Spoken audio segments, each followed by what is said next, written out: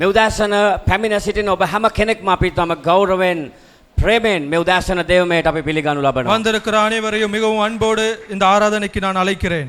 දෙවියන් වහන්සේගේ වචනය කියනවා උන්වහන්සේ දෙස බලන්ට කියලා හැම වෙලාවෙම. கர்த்தருடைய வார்த்தை சொல்லுகிறது நீங்க எப்போதும் கர்த்தரையே நோக்கி பாருங்கள் என்று. මේ උදෑසන දෙවියන් වහන්සේගේ සෙනග හැටියට ඔබත් මගෙත් වගකීම තමයි දෙවියන් වහන්සේගේ හඬ බවට පත්වීම. දෙවියන් වහන්සේගේ හඬ බවට පරිවර්තනය වීම. கர்த்தருடைய பிள்ளைகளாக இருக்கிற நீங்களும் நானும் செய்ய வேண்டிய நமக்குள் இருக்க வேண்டிய முக்கியமான ஒரு காரியம் நாம் கர்த்தருடைய சத்தமாய் இருக்கிறோம். ඔබ දෙවියන් වහන්සේව විශ්වාස කරන කෙනෙක් නම් මේ උදෑසන අපි උන්වහන්සේගේ හඬ බවට பரிவர்த்தனை வெண்ட அவசியம். கர்த்தரை விசுவாசிக்கிறவராய் நீங்களும் நானும் இருந்தால் நாம் கர்த்தருடைய சத்தமாய் இருப்பது அவசியமாய் இருக்கிறது. කීදෙනෙක් කැමතිද දෙවියන් වහන්සේගේ හඬ බවට පත් වෙන්න? ආමෙන් කියමුද? எத்தனை பேருக்கு பிரியமாய் இருக்கிறது நான் கர்த்தருடைய சத்தமாய் இருப்பேன் என்று சொல்ல? මේ ලෝකයේ තුල මේ සමාජය තුල විවිධ හඬවල් අපිට ඇහෙනවා. இந்த சமுதாயத்திலே நமக்கு अनेகமான சத்தங்களை நாம் நாளுக்கு நாள் கேட்கிறோம். මේ දේශය තුල අපිට විවිධ හඬවල් ඇසෙනවා. இந்த தேசத்திலே अनेक சத்தங்களை நாம் கேட்கிறோம். අපිට දේශපාලන හඬ ඇසෙනවා. நமக்கு ஒரு பொலிட்டிக்கல் ஒரு அரசியல் சத்தம் நமக்கு கேட்கிறது. අපිට ඇසෙනවා වෛද්‍යවරුන්ගේ හඬවල්. நமக்கு வைத்தியர்களின் சத்தம் கேட்கிறது. අපිට විවිධ ආගමික நாயකයන්ගේ හඬවල් ඇසෙනවා. மற்ற சமய தலைவர்களின் சத்தம் நமக்கு கேட்கிறது. අපිට විදේශීය තානාපතිවරුන්ගේ හඬවල් ඇසෙනවා. நமக்கு வெளிநாட்டு தூதுவர்களின் சத்தம் கேட்கிறது. අපිට ආර්ථිකය පිළිබඳ හඬ ඇසෙනවා. நமக்கு பொருளாதாரத்தை குறித்த சத்தம் கேட்கிறது. ආර්ථිකය පිළිබඳ ධනාත්මක ඍණාත්මක හඬවල් ඇසෙනවා. நம்ம பொருளாதாரத்தை குறித்து நல்லது மற்றும் தீய செய்திகளை நாம் கேட்கிறோம். දේශයන් ගැන අපිට හඬවල් ඇසෙනවා. சத்தங்களை குறித்து நாம் தேசங்களை குறித்து நாம் கேள்விப்படுகிறோம். නමුත් මේ උදාසන මේ හැම දෙයකටම වඩා ඉහළින් තිබෙන හඬ තමයි දෙවියන් වහන්සේගේ හඬ. நீங்கள் கேட்கிற இந்த எல்லா சத்தத்திற்கும் மேலான சத்தம் தான் தேவனுடைய சத்தம். දෙවියන් වහන්සේගේ හඬ පරාජය කරන්නට කිසිවෙක්ට හැකියාවක් නැති බව දේව වචනය කියා තිබෙනවා. தேவனுடைய வார்த்தை சொல்கிறது கர்த்தருடைய சத்தத்தை தோற்கடிக்க யாராலும் முடியாது என்று. ඒ හැම හඬකටම වඩා උස් වූ තේජාන්විත හඬක් තිබෙනවා. ඒක තමයි අපි විශ්වාස කරන්නා වූ ਸਰව පරාක්‍රම ਸਰව බලධාරී දෙවියන් වහන්සේගේ හඬ. நீங்கள் கேட்கிற எல்லா சத்தத்திற்கும் மேலான ஒரு சத்தம் இருக்குதான். அதுதான் சர்வ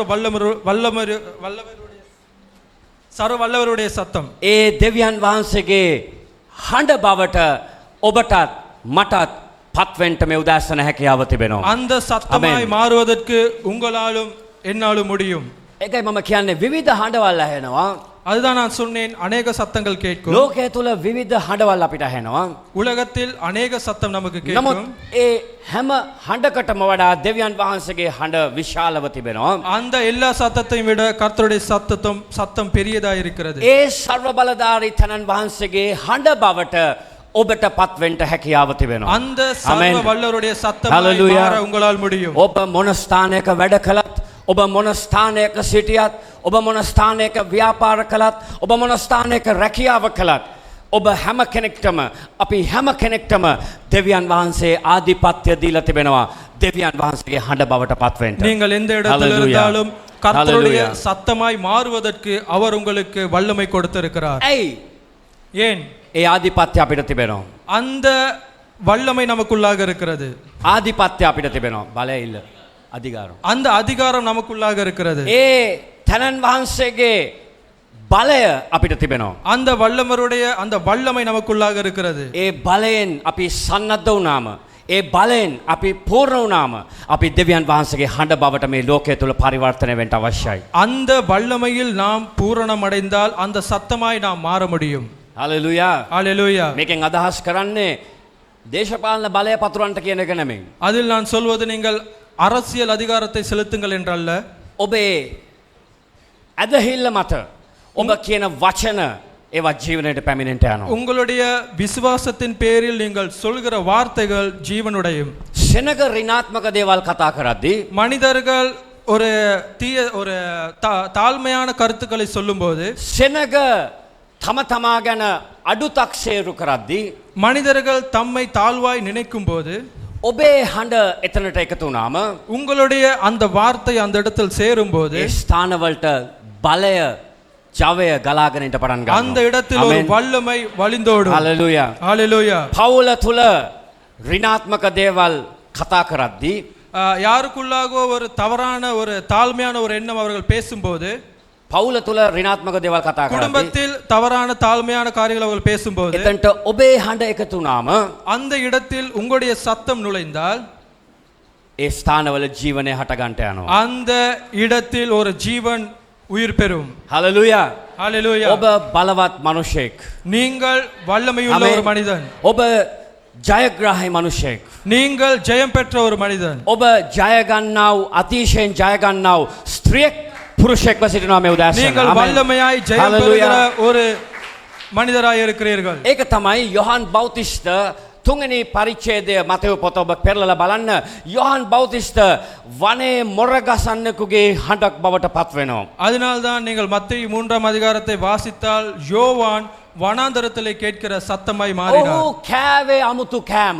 அவர் சாப்பிட்டதோ யாரும் சாப்பிட கூடாத ஒரு ඔහු சாப்பாடுகள். හිටියේ අමුතු තැන්වල. அவர் இருந்தது ஒரு வித்தியாசமான ஒரு இடத்தில். නමුත් ඔහුගේ හඬ තුල ජීවනය නික්මෙන්ට පටන් ගත්තා. ஆனால் அவருடைய வாயில் புறப்பட்ட வார்த்தைகள் ஜீவனுள்ளதாய் இருந்தது. ඔහු වනේ මොර ගසන්නෙකුගේ හඬකට සමාන වුණා. அவர் வனாந்தரத்திலே கத்துகிற ஒருத்தருடைய சத்தமாய் இருந்தார். කාන්තාරයේ මොර ගසන්නෙකුගේ හඬට සමාන වුණා. அந்த வனாந்தரத்திலே கத்துகிற ஒருத்தருடைய சத்தத்துக்கு சமானமாய் නමුත් இருந்தார். ඔහුගේ ඇතුළාන්තයෙන් ආවා වූ වචනවලට ජීවනය පැමිණෙන්ට ගත්තා. ஆனாலும் அவர் உள்ளான இருதயத்திலிருந்து வந்த அந்த வார்த்தைக்கு ஒரு ஜீவன் இருந்தது. හalleluya. ஹalleluya. කෑවේ අමුතු කෑම. அவர் சாப்பிட்டது வித்தியாசமான சாப்பாடுகள். හිටියේ අමුතු තැන්වල. அவர் வாழ்ந்தது ஒரு வித்தியாசமான இடத்தில். මනුෂ්‍යයන් නොසිතන ස්ථානයක ඉඳලා ඔහු මොර ගසන්ට පටන් ගත්තා. යේසුස් වහන්සේගේ නාමය කියමින්. மனிதர்கள் வாழ முடியாத ஒரு இடத்தில் இருந்து அவர் ஒரு சத்தத்தை எழுப்பினார். வல்லமையான ஜீவனுள்ள ஒரு சத்தத்தை. ඔහු ගැන අවුරුදු ගානකට ඉස්සල්ලා යෙසායා අනාගත වක්තෘවරයා කියනවා වනේ සිට යේසුස් වහන්සේගේ මාර්ගය සකස් කරන්නෙක් ඉන්නවා. ඔහු මොර ගසන්ට යනවා කියලා. எசாயா அதிகாரத்தில் அவர் ஒரு தீர்க்கதரிசனமாக சொல்கிறார், வனாந்தரத்திலே கூப்பிடுகிற ஒரு சத்தம் இதுவாய் இருக்கிறது என்று யோவானை යෙසායා குறித்து. 40 වෙනි පරිච්ඡේදයේ 3 වෙනි පදය බලන්න. எசாயா 41ஆம் அதிகாரத்தை பாருங்கள். යෙසායා 43 කියනවා 43ஆம் அதிகாரம். මෙවැනි මිනිසෙක් පැමිණෙන්ට යනවා. ලියන අය ලියා ගන්න ඔබ කියවන්න අවශ්‍ය නැහැ. வாசிக்க அவசியமில்லை. මොනවද කියන්නේ? என்ன சொல்கிறார்? මිනිසෙක් පැමිණෙන්ට යනවා. ஒரு மனிதன் வரப்போகிறான். යේසුස් වහන්සේ පැමිණෙන පිණිස ඔහු මාර්ගය සකස් කරන්නට යනවා කියනවා. கர்த்தர் வருவதற்கு ஒரு வழியை ஆயத்தம் பண்ணுகிறவனாய் அவன் இருக்க போகிறான் என்று. යොහන් බෞතිස්ත මොනවද කළේ? யோவான் என்ன செய்தார்? ඔහු ජීවනයේ වචන ප්‍රකාශ කරන්නට ගත්තා. அவர் ஜீவனுள்ள வார்த்தைகளை பேச ஆரம்பித்தார். ඔහුගේ හඬ සෙනගට ඇසෙද්දී அவருடைய சத்தம் ஜனங்களுக்கு கேட்கும்போது සෙනග පසුතැවෙන්ට පටන් ගත්තා. அந்த மனிதர்கள் மனம் திரும்ப Hallelujah. ஆரம்பித்தார்கள். අපි හැමෝම කියමු සෙනග පසුතැවෙන්ට පටන් ගත්තා. நாம் அனைவரும் சொல்லுவோம், அந்த ஜனங்கள் மனம் திரும்ப ஆரம்பித்தார்கள். කාගේ හඬ ඇහුනේ? யாருடைய சத்தம் கேட்டது? යොහන් බෞතිස්තගේ හඬ. யோவான் ஸ்நானகரின் அந்த சத்தம். යොහන් බෞතිස්ත කෑ ගහලා කියනවා அந்த யோவான் சத்தமிட்டு சொல்கிறார், පසුතැවෙන්න மனம் திரும்புங்கள், දේව රාජ්‍ය ළඟව තිබෙනවා. பரலோக ராஜ்யம் சமீபமாய் இருக்கிறது என்று. මොකද්ද කිව්වේ? පසුතැවෙන්න நீங்கள் மனம் திரும்புங்கள், දේව රාජ්‍ය අත ළඟයි. பரலோக ராஜ்யம் சமீபமாய் இருக்கிறது என்கிறார். යේසුස් වහන්සේ පැමිණෙන්ට යනවා. கர்த்தர் வரப்போகிறார். යේසුස් වහන්සේ බොහෝ දේවල් කරන්නට යනවා. இயேசுவானவர் வரப்போகிறார். வல்லமையான அநேக காரியங்களை செய்ய போகிறார். යේසුස් වහන්සේගේ රාජ්‍ය උන්වහන්සේ පිහිටවන්නට යනවා. அவருடைய ராஜ்யத்தை அவர் இந்த பூமியில் கட்ட போகிறார். යේසුස් වහන්සේගේ රාජ්‍ය අපේ හදවත්වල ගොඩනැගෙන්නට යනවා. அந்த இயேசுவினுடைய ராஜ்யம் நம்முடைய இருதயங்களிலே கட்ட போகிறது. ඒක තමයි ඔහුගේ හඬ බවට පත් වෙන්න පටන් அதுதான் ගත්තේ. அவருடைய சத்தமாய் மாறினது. මේක සෙනගට ඇහුනම இது ஜனங்கள் கேட்ட பொழுது සෙනග මොනවද කරන්න පටන් ගත්තේ? அவர்கள் என்ன செய்ய ஆரம்பித்தார்கள்? සෙනග පැමිණ ඔවුන් පසුතැවිලි වෙන්න පටන් ගත්තා. அவர்கள் வந்து மனம் திரும்ப ஆரம்பித்தார்கள். සෙනග මොනවද කළේ? ඔවුන් හැරෙන්න පටන් ගත්තා. மனிதர்கள் திரும்ப ஆரம்பித்தார்கள். සෙනග හැරෙන්න පටන් ගත්තා. அவர்கள் மனம் திரும்ப ஆரம்பித்தார்கள். හalleluya. ஹalleluya. අපි හැමෝම කියමු සෙනග හැරෙන්න පටන් ගත්තා. நாம் சொல்லுவோம், ආමෙන්. ஜனங்கள் மனம் திரும்பினார்கள் මේ என்று. උදාසන ඔබගේ හඬ ඔබගේ පවුල වෙතට ගමන් කරද්දී, ඔබගේ සමාජය වෙතට ගමන් කරද්දී, ඔබ ඉන්න ස්ථාන වෙතට ඔබේ හඬ ගමන් කරද්දී සෙනග හැරෙන්ට ආරම්භ වෙන්න අවශ්‍යයි. உங்களுடைய சத்தம் Hallelujah. குடும்பத்துக்கூடாக சமுதாயத்துக்கு Hallelujah. கூடாக மக்கள் கூடுகிற ஒரு இடத்தில் உங்களுடைய சத்தம் வரும்போது அவர்கள் மனம் திரும்ப வேண்டியது அவசியமாய் இருக்கிறது. සෙනග හැරෙන්ට අවශ්‍යයි. மனிதர்கள் மனம் திரும்ப வேண்டியது அவசியம். දෙවෙනි තුන්වෙනි හතරවෙනි පරිච්ඡේද ඔබ මතෙව් පොතේ කියවලා බැලුවොත් மத்தேயு 2 3 4 வசனங்களை நீங்கள் வாசித்து பார்த்தால் විශේෂයෙන්ම අපි දකින දෙයක් තමයි පසු තැවිලි වෙන්ට කියන වචනය. அந்த இடத்தில் மனம் திரும்பல் என்கிற வார்த்தை நீங்கள் அடிக்கடி காணக்கூடும். අනිත් වචනය තමයි අදහන්ට කියන වචනය. அடுத்த விஷயம் தான் நீங்கள் தொழுது கொள்ளுங்கள் என்கிற வார்த்தை. විශ්වාස කරන්ට කියන වචනය. விசுவாசியுங்கள் என்கிற வார்த்தை. පසු තැවිලි වෙනවා කියලා කියන්නේ மனம் திரும்புவது என்பது පාපයෙන් සම්පූර්ණ හැරීමක් ලැබීම. பாவத்திலிருந்து முழுமையாக விடுதலை அடைவது. විශ්වාස කරනවා කියලා කියන්නේ விசுவாசிப்பது என்பது දෙවියන් වහන්සේ දෙසට හැරීම.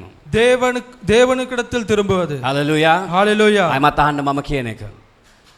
පසු තැවිලි වීම කියන්නේ மனம் திரும்புதல் என்பது නැවත නොහැරෙන පිණිස තීරණය කිරීම. மறுபடியும் நான் பின்னோக்கி பார்க்க மாட்டேன் போக மாட்டேன் என்று முடிவு செய்வது. අදහනවා කියලා කියන්නේ நீங்கள் தொழுது கொள்வது என்பது දෙවියන් වහන්සේ වෙතට හැරීම. தேவனிடத்தில் நீங்கள் ඔබ திரும்புவது. ඔබේ ජීවිතය තුළ මේ කරුණු දෙක මත ජීවත් වෙන්න අවශ්‍යව තිබෙනවා. இந்த இரண்டு காரணங்களுக்கு கூடாக நீங்கள் உங்களுடைய வாழ்க்கையில் வாழ்வது அவசியமாய் இருக்கிறது. මේ කරුණු දෙක අපේ ජීවිත තුළ රජ කරන්නට අවශ්‍යව තිබෙනවා. இந்த இரண்டு காரியங்கள் நம்முடைய வாழ்க்கையை ஆளுகிற ஒரு காரியமாய் இருக்க வேண்டியது අද அவசியமாய் බොහෝ இருக்கிறது. වෙලාවට අපි නොකරන කරුණු දෙකත් මේ කරුණු දෙක තමයි. நாம் நம்முடைய வாழ்க்கையில் அநேக தரம் நாங்கள் செய்யாத இரண்டு காரியமும் இது மட்டுமே. අපිට අමතක වෙන කරුණු දෙකත් මේ කරුණු දෙකම තමයි. நாம் மறந்து போகிற இரண்டு காரியங்களும் இதுவாக இருக்கிறது. ආමෙන් කියන්න පුළුවන්ද? ஆமென் சொல்ல முடியுமா? හලෙලූයා. ஹalleluya. යෝහන් බෞතිස්ත කරන්ට ආරම්භ කරපු දේ තමයි யோவான் அவர் செய்த காரியம்தான் ඔහු සෙනගට කතා කරන්ට පටන් ගත්තා. அவர் ஜனங்களுக்கு பேச ඔහු ஆரம்பித்தார். සෙනගට වාක්‍ය කියන්ට පටන් ගත්තා. அவர் ஜனங்களுக்கு வார்த்தையை சொல்ல ஆரம்பித்தார். ඔහු මාර්ගය සකස් කරන්ට පටන් ගත්තා. அவர் வழியை ஆயத்தப்படுத்த ஆரம்பித்தார். අපි පෙරලගමු මාක් පොතේ පළවෙනි පරිච්ඡේදයට. நாம் திருப்பிக் கொள்வோம் மாற்கு 1 அதிகாரத்தை. මෙතන කියනවා මාක් පොතේ පළවෙනි පරිච්ඡේදය. மாற்கு 1 අපි හැමෝම පෙරලගමු.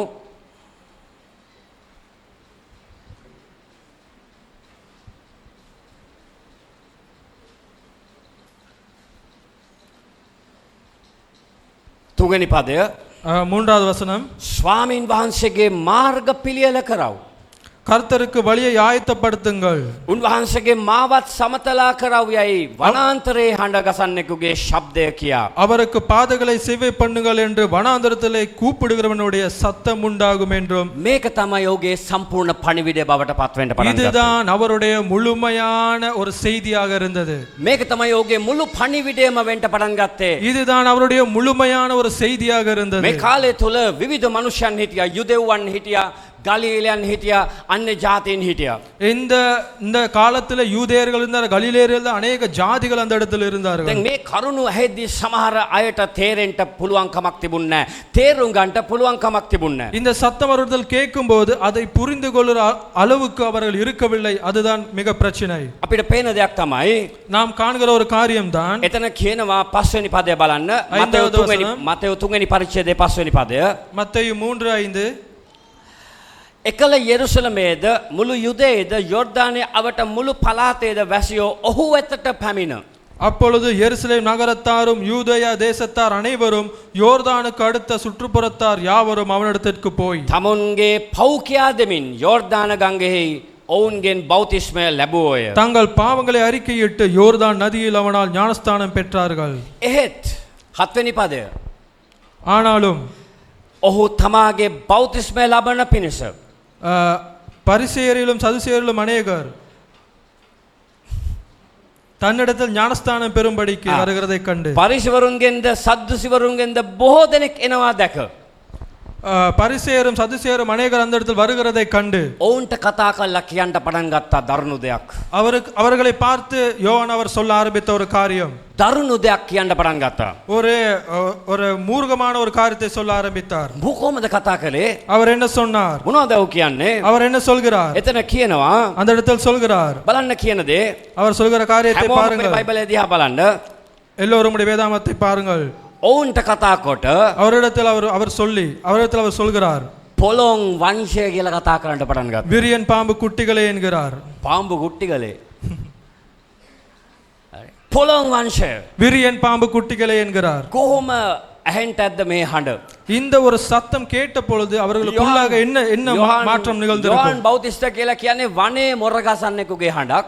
யோவான் என்கிறவர் வனாந்தரத்தில் கேட்கிற ஒரு சத்தமாய் இருக்கிறது. නමුත් ඔබ දන්නවද පරිසෙවරුයි සද්දුසිවරුයි එනවා දැකලා තමයි ඔහු මේ කතාව කියන්න පටන් ගන්නේ. பரிசேயரும் சதுசேயரும் வருகிறவரை அவங்க வருகிறதை கண்டுதான் யோவான் இந்த வார்த்தைகளை சொல்கிறார். පරිසෙවරු කියලා කියන්නේ වචනය හොඳින් අධ්‍යයනය කරලා වචනය හොඳින් දැනගෙන හිටපු සෙනගක්. பரிசேயர் என்கிறவர்கள் வார்த்தை தியானித்து அதை அநேகம் அறிந்தவர்களாய் இருந்தவர்கள். ඒ කාලේදී 6000ක් විතර පරිසෙවරුන් හිටියා කියලා කියනවා. அந்த காலத்தில் 6000 பேர் மட்டும் பரிசேயர்கள் இருந்தார்கள். සද්දුසිවරු කියලා කියන්නේ சதுசேயர் என்பது බොහෝ මුදල් තිබුණ සෙනගක්. அவர்கள் அநேக பணம் இருந்த ஒரு கூட்டம். ඒ වගේම ඔවුන් ඒ කාලේදී මාලිගාව දේව මාලිගාව පාලනය කරපු සෙනගක් කියලා කියනවා. அந்த காலத்தில் அவர்கள் ஆலயங்களை பராமரித்தவர்கள், அதை அவர்கள் வழி நடத்தினவர்களாய் இருந்தார்கள். මේ සද්දුසිවරු කියන අය හැම වෙලාවෙම දෙවියන් වහන්සේගේ සභාවට විරුද්ධව නැගිටපු සෙනගක් කියලාත් කියනවා. இந்த சதுசேயர்கள் எப்போதும் கர்த்தருடைய ஜனங்களுக்கு ஆலயத்துக்கு விரோதமாய் எழும்பினவர்கள் என்று வேதாகமம் මුල් சொல்கிறது. සභාව ආරම්භ වෙද්දී ஆரம்ப சபையானது அது உருவாகும் போது මුල් කාලින සභාව ක්‍රියාපොත තුළ අපි දකින්න වූ සභාව ආරම්භක කාලයේදී මේ සද්දිසිවරුන් නැගිටලා සභාවට විරුද්ධ වෙන්න පටන් ගත්තා කියලා කියනවා. அந்த ஆரம்ப கால சபை உருவாகும் போது இந்த சதுசேயர்கள் எழும்பி அந்த ஆலயத்துக்கு விரோதமாக காரியங்கள் செய்ய දැන් මේ ஆரம்பித்தார்கள். පරිසෙවරු කියලා කියන්නේ බයිබලයේ හොඳටම දන්නවා. ඔවුන් පංච පුස්තකය කියලා කියනවා. උත්පත්ති, නික්මයාම, ලෙවි කතාව, ගණන් කතාව, ද්විතීය කතාව කියන මේ පොත් පහ ගැන හොඳ අධ්‍යයනයක් තිබුණ අය. அந்த பரிசேயர் என்பது வேதாகமத்தின் முதல் 5 புத்தகங்களை நன்றாக அறிந்து தெரிந்து வைத்திருந்தவர்கள். නීතිය ගැන, ව්‍යවස්ථාව ගැන හරියටම ඔවුන් දැනගෙන හිටපු අය. அந்த சட்டங்களை குறித்து சரியாக தெளிவாக அறிந்திருந்த ஒரு கூட்டம். නමුත් මේ අය එනවා දැක්කම இந்த ஜனங்கள் வருகிறதை யோவான் கண்டு යොහන් බෞතිස්තට කොහොම නිර්භීතකමක් තිබුණද ඔහු කතා කළා කියනවා එම්බා පොළොන් වංශය කියලා. எவ்வளவு ஒரு தைரியம் இருந்திருந்தால் அப்படியாப்பட்ட ஒரு கூட்டத்தை கண்டு யோவான் சொல்லியிருப்பார் விரியன் பாம்பு குட்டிகளே என்று. හලෙලූයා. ஹalleluya. බලන්න ඔබට තිබෙන නිර්භීතකම. ඔහුට තිබෙන නිර්භීතකම බලන්න. அவருக்கு இருந்த அந்த ஒரு தைரியத்தை பாருங்கள். ඊට පස්සේ බලන්න அடுத்த வசனத்தை பாருங்கள். 8වෙනි පදය කියනවා 8வது வசனம். එබැවින් ආබ්‍රහම් අපගේ පියානෝයයි කියාගන්ට නොසිතා පසුතැවිල්ලට සුදුසු ඵල උපදවන්න කියලා කියනවා. தமிழில் 9வது வசனம், ஆபிரகாம் எங்களுக்கு தகப்பன் என்று உங்களுக்குள்ளே சொல்லிக்கொள்ள நினையாதிருங்கள் என்கிறார். දැන් මේ පරිසෙවරු සද්දුසිවරු හිතපු දේ තමයි අපි ව්‍යවස්ථාව හොඳට දන්නවා. අපි යුදෙව්වන්, අපි ආබ්‍රහම්ගේ වංශයෙන් පැවතෙන අය, අපි තමයි නියම සෙනග, අපි තමයි තෝරාගත්ත සෙනග කියලා ඔවුන් පුද්ගලිකව එක එක්කෙනා විනිශ්චය කරගනිමින් තම තමා ගැන ඔවුන් උඩගුවෙන්ට පටන් ගත්තා කියලා බයිබලයේ කියනවා. பரிசேயர்கள் எப்படி கூட்டம் என்றால், எங்களுக்கு 5 முதல் 5 புத்தகங்களின் சட்டங்கள் அனைத்தும் எனக்கு நன்றாக தெரியும், நாங்கள் தான் இதில் இருக்கிற பெரியவர்கள் என்று தன்னைத்தானே பெருமையாக எண்ணிக்கொண்ட ஒரு கூட்டமாக இருந்தது. තමයි නියම පොරවල්. அவர் நினைத்து கொண்டதால் நாங்க தான் மனிதர்கள், நாங்க தான் இங்க பெஸ்ட் அப்படி, නියම වැඩකාරයෝ, நாங்க தான் உண்மையாவே இங்க பெஸ்டான ஆக்கள் என்று. බෙස්ටා මාකල එහෙම ඒ වචනේ. අපි තමයි නියම මිනිස්සු. நாங்க தான் இங்க இருக்கிற ஒரு நாங்க ஒரு பெரிய ஆக்கள், அவங்களை தன்னை குறித்து பெருமையாக අපි நினைத்துக் හැරෙන්ට கொண்டிருக்கிறார்கள். වෙන කවුරුත් නැහැ. எங்களை அன்றி வேற யாருமே இங்க இல்ல. මොකද උන් දන්නවා බයිබලේ. ஏன்னா அவங்களுக்கு வேதாகமம் நன்றாக தெரியும். ඕන ඔක්කොම දන්නවා. அவங்க இல்ல மற்ற அனைத்து காரியம் அவங்களுக்கு தெரியும். සල්ලි තියමුණ සද්දුසිවරු හිතුවා මට සල්ලි තියෙනවා, අපි දේවමාලිගාව පාලනය කරනවා, අපේ කන්ට්‍රෝල් එක යටතේ, අපේ පාලනය යටතේ තමයි තියෙන්නේ කියලා ඔවුන් හිතුවා.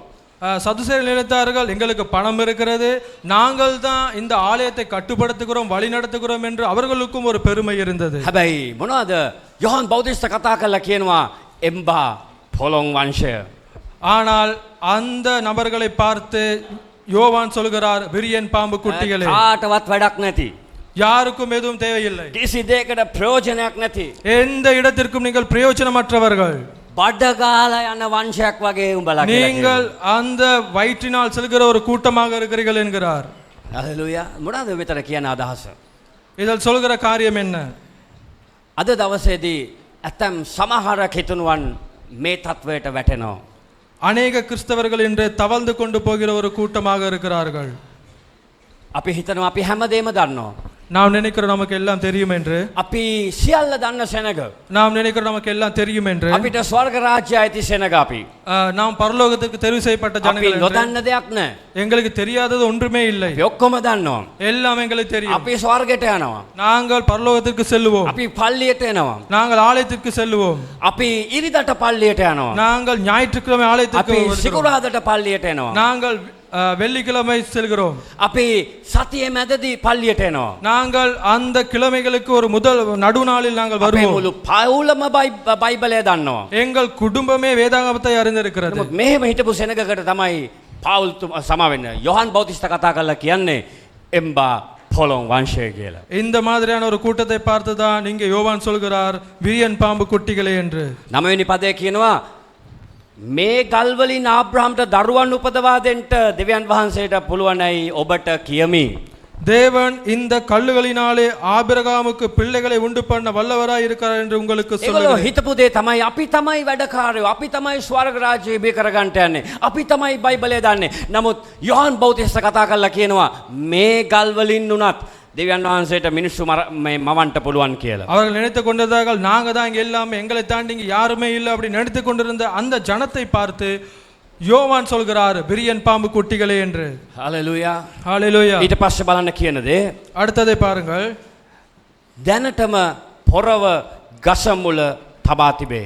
இப்பொழுதே கோடாரியானது மரங்களின் வேரருகே வைத்திருக்கிறது. හොඳ ඵල නොදරන සියලු ගස් ஆகையால் கப்பனு நல்ல லப. கனி கொடாத மரம் எல்லாம் කපනු ලැබ ගින්නෙහි දමනු ලැබේ. வெட்டுண்டு அக்னியிலே போடப்படும் என்கிறார். මේක කෝජි තරම් භයානක කියමනක්ද මේ යොහන් බෞතිස්ත කරන්ට எந்த ஒரு பயங்கரமான ஒரு வார்த்தையை இங்கு யோவான் அவர்கள் சொல்லுகிறார். යොහන් ඊට පස්සේ කතා කරලා කියනවා அவர் அடுத்ததாக சொல்கிறார் මම වනාහි පසුත් ඇවිල්ල පිණිස ඔබ සැම වතුරෙන් බෞතිස්ම කරමි. மனந்திருமகளுக்கென்று நான் ஜலத்தினால் உங்களுக்கு ஞானஸ்தானம் கொடுக்கிறேன். ඒත් මට පසුව එන තැනත්තේ මට වඩා බලවත්ය. எனக்கு பின் வருகிறவரோ என்னிலும் வல்லவராயிருக்கிறார். මම උන්වහන්සේගේ වහන් ගෙන යන්නටවත් නොවටිමි.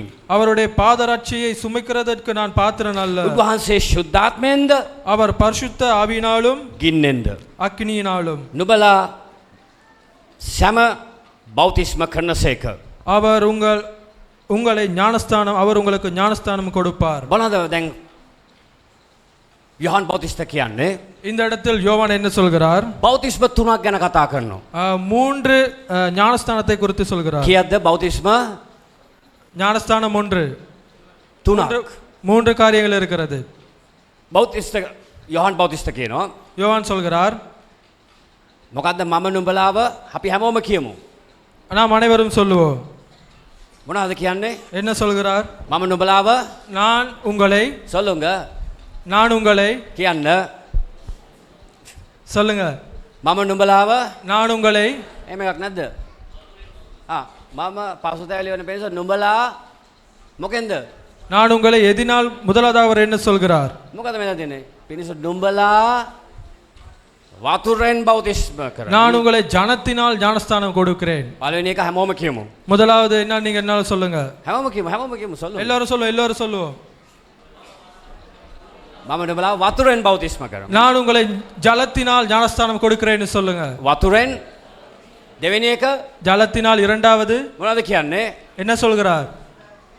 උන්වහන්සේ ශුද්ධාත්මයෙන්ද ගින්නෙන්ද மூன்றாவது அவர் சொல்கிறார் பரிசுத்த ஆவியினாலும் அடுத்தது அக்னியினாலும். මොනවද කියන්නේ? උන්වහන්සේ ආවම ශුද්ධාත්මයෙන් නුඹලා බෞතිස්ම කරන්නට යනවා. தேவன் வந்தார் அவர் உங்களை பரிசுத்த ஆவியினால் ஞானஸ்தானம் கொடுப்பார். තුන්වෙනි එක මොකද්ද?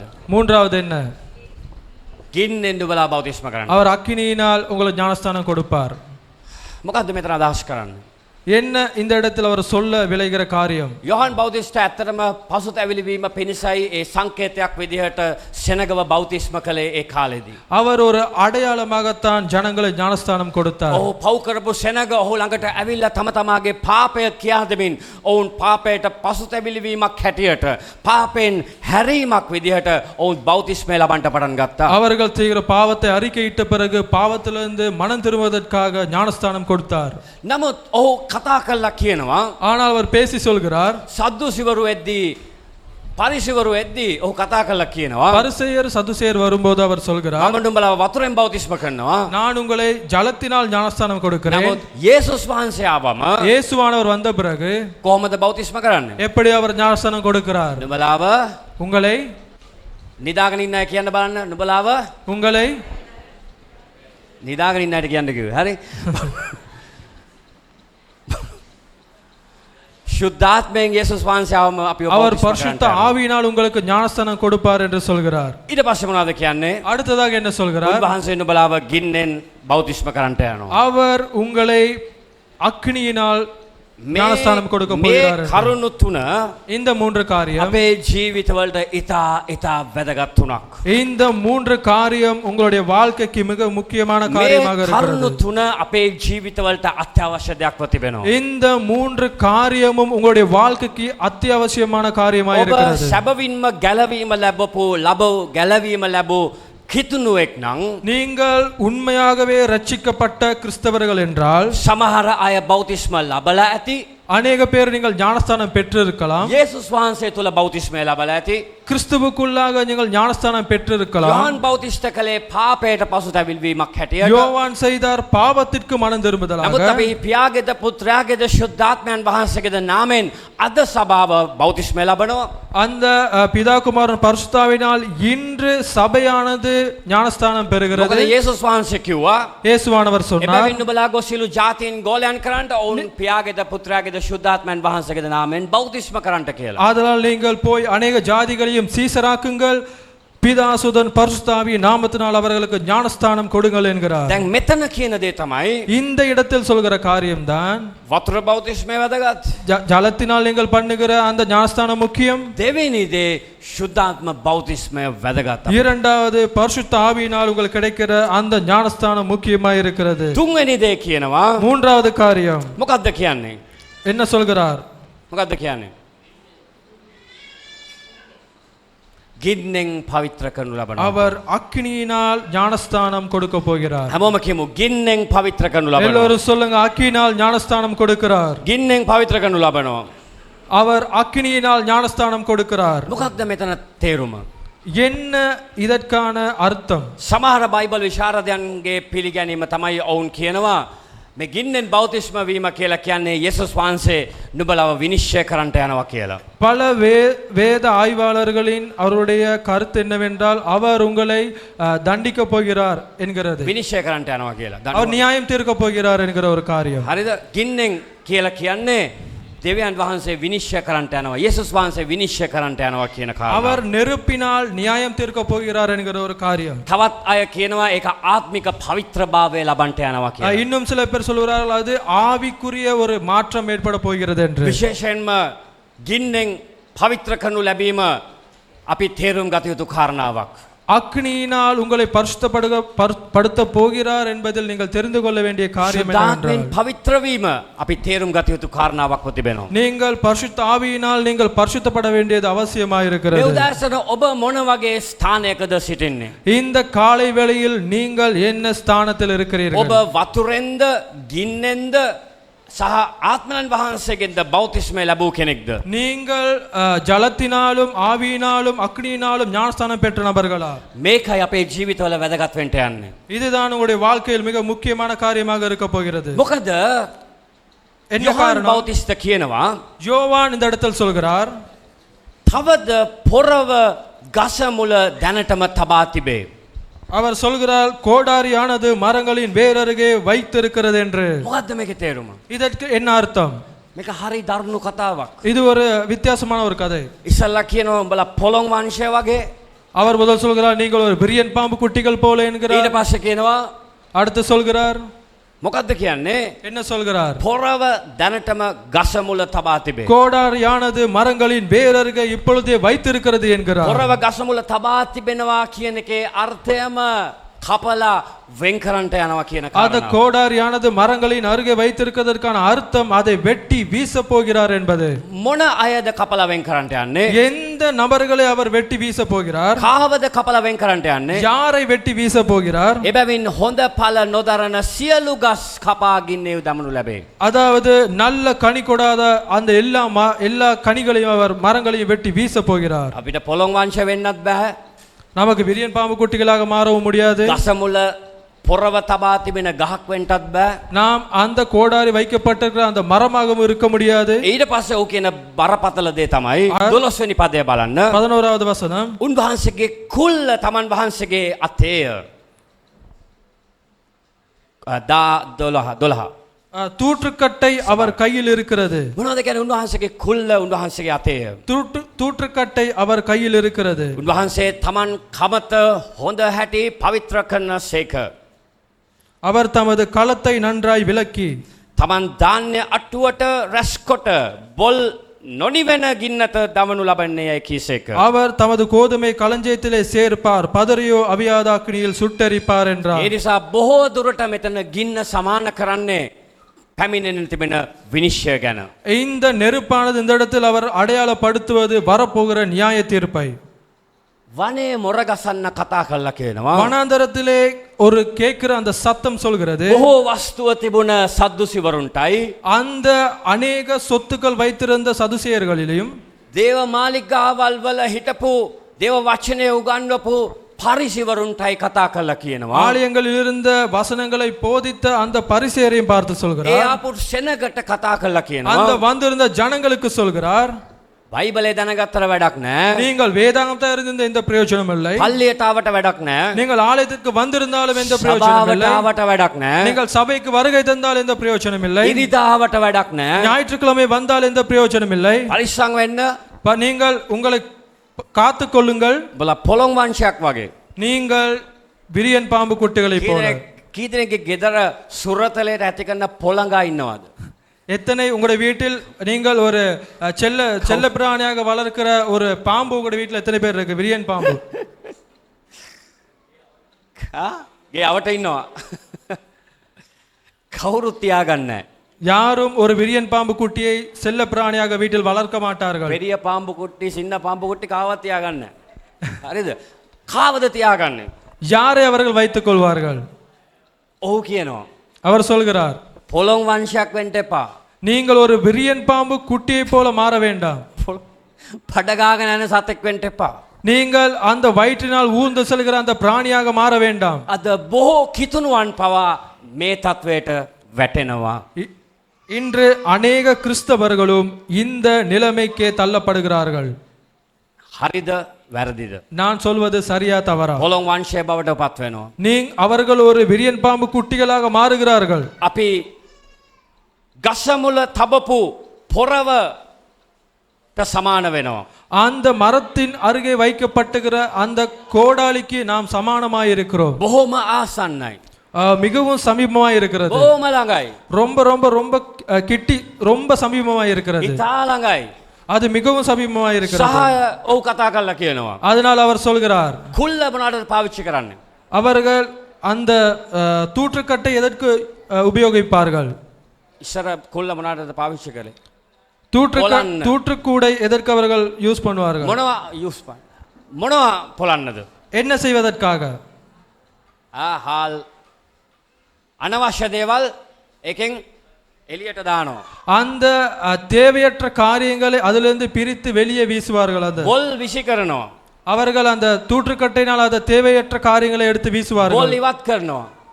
බොල් ඉවත් කරනවා. அதில் இருக்கிற அந்த களஞ்சியங்களை அதில் தேவையற்ற பதார்த்தங்களை எடுத்து මෙතන வீசுவார்கள். කියන විදිහට இந்த இடத்தில் சொல்லுகிறது போல කමත උන්වහන්සේ පවිත්‍ර කරන්නට යනවා. அவர் அதை கழுவ போகிறார். හොඳ බීජ ඇතුළට ගන්නට යනවා. நல்ல விதைகளை அவர் உள்ளே எடுக்க போகிறார். බොල් වලට මොනවද කරන්නේ? අවසාන පදේ කියනවා. கடைசி வசனத்தில் அவர் சொல்கிறார், බොල් නොනිවෙන ගින්නෙන් දවනසේකයි කියනවා. பதறியோ அவியாத அக்னியினால் சுட்டெரிப்பார். ආමෙන්. ஆமென். හලෙලූයා. ஹalleluya. මේක අපි තේරුම් ගන්න අවශ්‍යයි. நாம் தெரிந்து கொள்ள வேண்டியது ஒரு காரியம்தான். ඒකයි යොහන් කතා කළා සෙනගට කිව්වේ. அதனால்தான் யோவான் பேசி ஜனங்களுக்கு சொல்கிறார், හොළොන් වංශයක් වෙන්න එපා. நீங்கள் ஒரு விரியன் பாம்பு குட்டிகளாக மாற வேண்டாம், ඵල නොදරන ගහක් වෙන්න එපා. நீங்கள் கனி கொடாத ஒரு மரமாக மாற வேண்டாம், ඵල නොදරන ගහක් වෙන්න එපා. நீங்கள் கனி கொடாத மரமாக மாற வேண்டாம். තුන්වෙනි දේ කිව්වා. மூன்றாவது காரியம், බොල් වෙන්න එපා. நீங்கள் அந்த பதரையாக மாற வேண்டாம். මේ තුනම කොහෙටද සුදුසු? இது மூன்று முக்கியம். මේ සුදුසු කොහෙටද මේ තුන් ගොල්ලොම? இந்த மூன்றும் எங்கே அவர்கள் தேர்ந்தெடுக்கப்பட்டவர்களாக மாறுகிறார்கள்? කොහෙටද සුදුසු? எதற்கு அவர்கள் தேர்ந்தெடுக்கப்பட்டிருக்கிறார்கள்? ඵල නොදරන ගස් கனி கொடாத அந்த மரம் ගින්නට සුදුසුයි. அது அந்த நெருப்புக்காக தேர்ந்தெடுக்கப்பட்டிருக்கிறது. කාටවත් වැඩක් නැහැ. யாருக்கும் எந்த பிரயோஜனமும் இல்லை. බොල් වගේ අය அந்த பதரை போல் வாருகிறவர்கள் කාටවත් වැඩක් නැහැ. யாருக்கும் எந்த பிரயோஜனமும் இல்லை. කොහෙටද සුදුසු? எதுக்கு அவர்கள் தேர்ந்தெடுக்கப்பட்டிருக்கிறார்கள்? ගින්නට දාන්න සුදුසු. அந்த நெருப்புக்கு அவர்கள் தேர்ந்தெடுக்கப்பட்டிருக்கிறார்கள். ඒ නිසා තමයි ඔය කතා කරලා කියන්නේ. அதனால்தான் அவர் சொல்கிறார், යේසුස් වහන්සේ පැමිණෙන්න යනවා. கர்த்தர் இயேசுவானவர் வரப்போகிறார். වතුරෙන් මම නුඹලා බෞතිස්ම කරන්නට යනවා. நான் உங்களை ஜலத்தினால் நான் உங்களுக்கு ஞானஸ்தானம் මම கொடுக்கிறேன். නුඹලා වතුරෙන් බෞතිස්ම කරමින් ඉන්නවා. நான் ஜலத்தினால் ஞானஸ்தானம் கொடுத்து கொண்டிருக்கிறேன். නමුත් යේසුස් වහන්සේ ආවම ஆனால் இயேசு வந்த பிறகு, වෙන වැඩ කරන්න එපා. හරිද? යේසුස් වහන්සේ ආවම இயேசுவானவர் வந்த பிறகு මොනවද කරනවා කියලා කියන්නේ? என்ன செய்ய போகிறார் என்று උන්වහන්සේ சொல்கிறார். නුඹලාව ශුද්ධාත්මෙන් බෞතිස්ම කරන්නට යනවා. அவர் பரிசுத்த ஆவியினால் உங்களுக்கு ஞானஸ்தானம் கொடுக்க போகிறார் என்கிறார். ඊළඟ දේ තමයි அடுத்த காரியம் தான், යේසුස් වහන්සේ ආවම இயேசுவானவர் வந்த பிறகு නුඹලා මොනවද කරනවා කියන්නේ? அவர் என்ன செய்ய போகிறார்? නුඹලා විනිශ්චය කරන්නට යනවා. அவர் உங்களை நியாயம் தீர்க்க போகிறார். ආත්මිකව පවිත්‍ර වෙන්න අවශ්‍යයි. நீங்கள் ஆவிக்குரிய ரீதியாக பரிசுத்தப்பட வேண்டியது அவசியமாய் இருக்கிறது. ආත්මික පවිත්‍ර භාවය අද අපිට අවශ්‍යයි. ஆவிக்குரிய அந்த பரிசுத்தம் அவசியமாய் இருக்கிறது. ඒක තමයි යොහන් බෞතිස්ත කතා කරලා කිව්වේ. அதுதான் தான் யோவான் இந்த இடத்தில் சொல்கிறார், අපි නිකන් ආබ්‍රහම්ගේ පුත්‍රයෝ කිය ඉන්න එපා.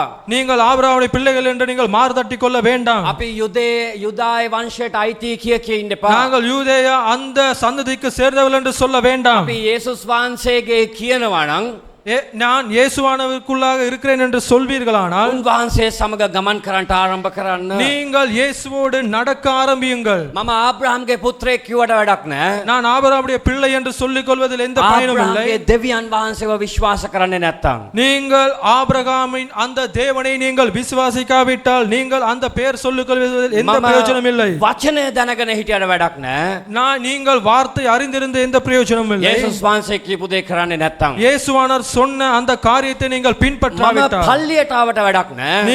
நான் ஆலயத்திற்கு வந்து பிரயோஜனம் இல்லை. මම ඵල දරන ගසක් උනේ නැත්තම් நான் கனி கொடுக்கிற ஒரு மரமாக மாறாவிட்டால் ஆலயத்திற்கு வந்து எந்த பிரயோஜனமும் இல்லை. හලෙලූයා. ஹalleluya. එහා පැත්තේ ඉන්න කෙනාට හැරිලා කියන්න ඵල දරන ගහක් බවට පත් වෙන්න உங்கள் කියලා. ආමෙන්. அருகில் இருக்கிறவரை பார்த்து சொல்லுங்கள், கனி கொடுக்கிற அந்த மரமாக நீங்கள் மாறுங்கள் என்று. ඔබත් මමත් ඵල දරන අත්තක් බවට පත් වෙන්න අවශ්‍යයි. நீங்களும் நானும் கனி கொடுக்கிற அந்த மரமாக மாறுவது அவசியமாய் இருக்கிறது. මෙතන කතා කරන ඵල දැරීම මුදල් ඵල දැරීම නෙමෙයි. இன்று கனி கொடுக்கிற சொல்ற அந்த காரியம் பணத்தை குறித்தல்ல. ආත්මික ඵල දැරීමක් ඇති මිනිසෙක් அது බවට ஒரு පත් වෙන්න ஆவிக்குரிய අවශ්‍යයි. அந்த கனிகளை கொடுக்கிற ஒரு மனிதனாக நீங்களும் நானும் மாற வேண்டியது මොකද அவசியம். සැබෑ කිතුණුවෙක් உண்மையான ஒரு கிறிஸ்தவன் එකක් තමයි පසුතැවිලි වීම මත ජීවත් වෙනවා. ஒரு அது மனம் திரும்புதலுக்கு கூடாக அவன் வாழ்வான். දෙවෙනි දේ තමයි இரண்டாவது தான் ඔහු දෙවියන් වහන්සේව විශ්වාස කරගෙන ජීවත් වෙනවා. அவன் தேவனை விசுவாசித்து வாழுவான். ඔහු දන්නවා දෙවියන් වහන්සේ මා සමග ගමන් කරන බව.